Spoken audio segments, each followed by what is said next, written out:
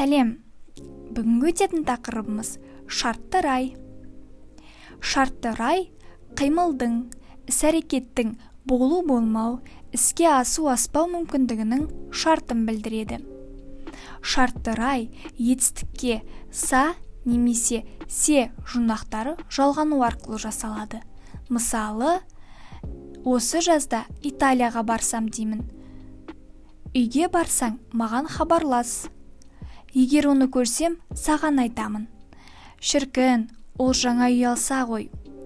Бұл мысалдардағы барсам, барсаң, көрсем, алса етістіктері шартты райды білдіреді.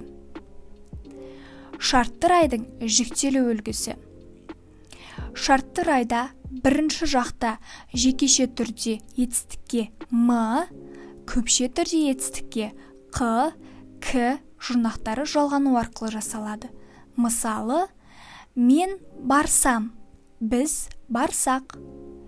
Мен көрсем, біз көрсек. Шартты райда екінші жақта жекеше түрде ың, көпше түрде ыңдар, іңдер жұрнақтары жалғану арқылы жасалады. Мысалы, сен барсаң, сендер барсаңдар. Сен көрсең, сендер көрсеңдер.